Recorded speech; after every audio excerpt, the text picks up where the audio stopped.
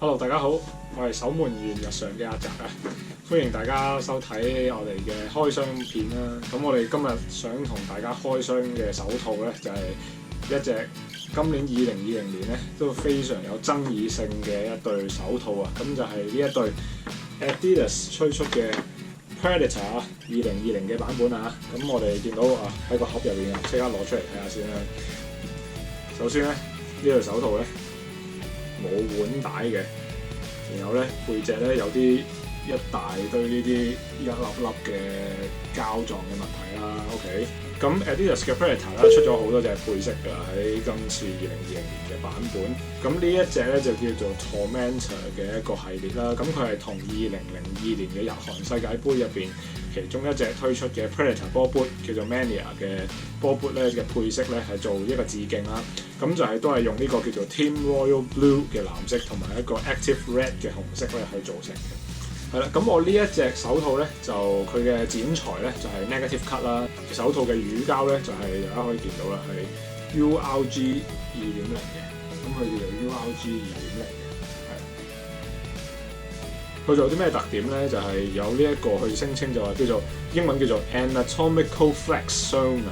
咁即係咩咧？就係呢啲關節位呢啲白色呢啲位咧，我諗佢就係想，譬如可能同你嘅手咧啲關節咧一樣啦。咁你屈嘅時候咧就可能會輕鬆啲咯，就會靈活啲咁樣。我諗係咁嘅意思啦。OK， 咁然後就講下佢背脊呢啲粒粒啦。咁其實同今年出嘅 Predator 嘅波 boot 咧，佢嗰啲粒粒狀咧其實都一樣嘅，都係嗰啲粒嚟嘅。咁呢隻手套咧，佢就聲稱上面咧有406粒呢一啲膠粒啦。咁佢呢個技術佢叫做 Demon Skin 啊，叫魔鬼的皮膚咁話咯。咁佢就聲稱咧，波 boot 上邊咧，佢就話咧係可以幫你去控制你個波啦，盤扭嘅時候咧更加可以 feel 到個波嘅去向啦。咁手套咧，佢就話可以幫到你打手錘嘅時候咧，做一個緩衝同埋可以幫你打得大力啲咁樣啦。咁但係咧，經過好多外國 YouTuber 嘅實測之後咧，發覺呢啲膠粒基本上係有等於冇嘅，因為佢太散太細粒，同埋咧好容易鏟起晒，即係可能踢一兩場就已經磨甩咗一堆咁樣。咁特別喺香港啦，如果踢石地或者踢仿真草咧，俾嗰啲膠粒磨幾磨喎，大佬好快就唔見晒嘅呢啲。嗱，坦白講，我都覺得佢呢個睇落真係好似冇乜用咁嘅。不過有啲人就會覺得佢都幾型嘅，因為同佢波波差唔多啊嘛，咁可以襯翻一對咁樣咯。咁到最後啦，佢嘅最大賣點，佢就係腕帶設計啦。咁手套其中一個都幾重要嘅一個位置。咁但係咧冇腕帶設計啊，佢係因為 Adidas 聲稱咧，佢一路都想出一啲咧輕啦，比較令到龍門咧覺得係貼近皮膚嘅一種感覺嘅一個手套啊。咁所以咧，佢呢個手套咧係無腕帶設計嚟嘅，即係呢個設計咧都令到好多人講到就係話，唉，冇腕帶真係搞唔掂啊！好多人試咗之後咧都覺得呢一個設計咧係失敗嘅，因為咧好唔安全啊！即係如果你戴一隻套唔安全，咁你話係咪大鑊先？冇腕帶設計就係齋憑呢一個物料嘅橡筋咧，去箍實你個前臂或者手腕呢個位咧，可能真係唔係好夠力嘅。其實即係戴下可能會鬆嘅咁啊，真係麻鬼煩啦！踢下成日要掹，成日要掹，咁樣真係搞唔掂。咁最好嘅證據覺得呢個設計係唔係好 work 咧，就係你睇下連其實 professional 職業嗰啲球員咧，特別係大牌嘅球員，紐亞啦、迪基亞啦、卡斯帕舒米高啦，全部都係 Adidas 贊助嘅球員咧。佢哋全部戴呢隻新嘅 Predator 手套嘅時候咧，都係會叫佢哋，你可唔可以加翻對腕帶俾我？真係喎，你去留意下佢哋咧，可能其實佢哋都係用 Pro 版或者 even 用翻 Competition 版嘅，就係為咗嗰條腕帶咯。咁當然啦，佢哋係職業嘅球員，佢哋可以叫佢啲廠商整咩手套俾佢得啦，全部度身訂造都可以嘅。咁所以可能係 Pro 嘅物料，但係其實有對腕帶俾佢，完全唔出奇嘅。嗰啲我哋聲稱叫做 SMU 啦，啲 Specially Made Unit 啦，咁就係齋 for 呢一啲嘅職業球員用嘅。咁其實連職業球員都唔係好信嘅，點解 Adidas 點解唔出翻一個即係落場版又有腕帶嘅咧？真係唔係好掂咯，咁樣搞法真係。即係我頭先都講到話有好多外國嘅 YouTuber 咧都批評呢一對手套啦。咁其其中一個比較即係出名嘅一個外國龍門嘅 YouTuber 就係呢個 ARS Goalkeeping 嘅 Alberto 啊。咁佢做好多呢啲手套嘅 review 嘅。咁佢一早已經試過呢一個 Predator 嘅手套啦。咁佢落場實測嘅時候咧，佢戴咗上手，接咗幾球硬射之後咧，首先佢話冇腕帶真係搞唔掂啦，即係好容易移位啦。第二咧就係話呢啲膠粒咧完全幫唔到佢做緩衝啦。咁變相咧佢接咗幾下硬射之後咧，哇！呢啲位啊〜全部瘀晒啊！靚唔靚咧見仁見智咁，但係如果使個手套咧冇保護功能嘅話咧，咁佢仲係咪一對好嘅龍門手套咧？咁大家可以諗一諗嘅呢個，齋講冇用噶嘛，試戴先啦。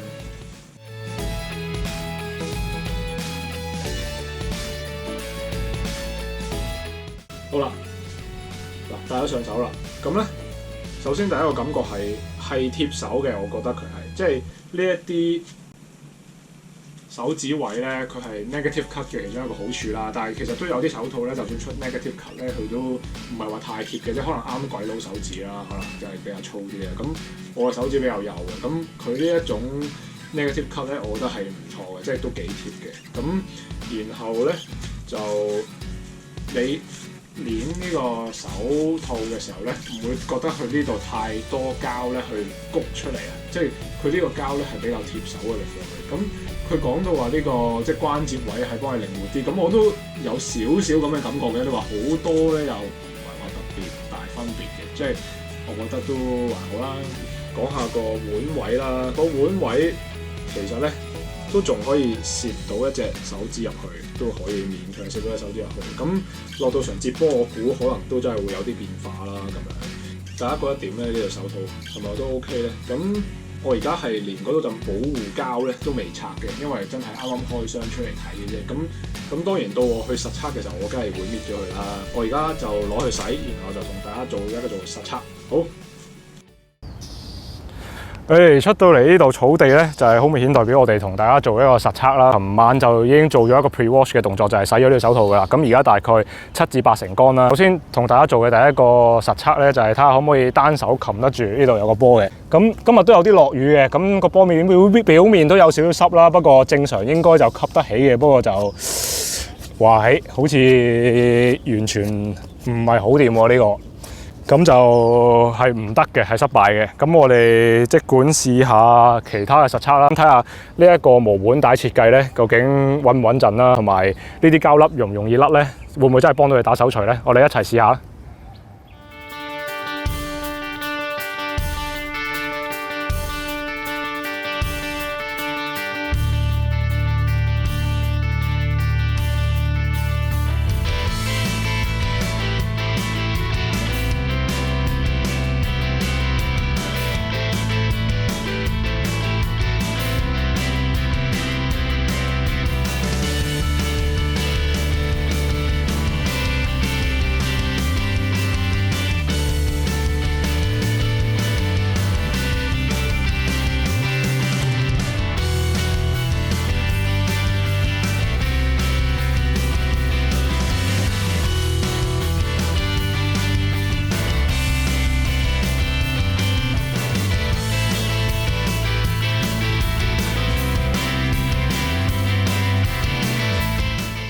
好，咁我哋啱啱咧就做完呢一對 Predator 嘅手套實測啦。咁我哋頭先就接咗幾次高波啦、地波啦，同埋打咗手錘嘅。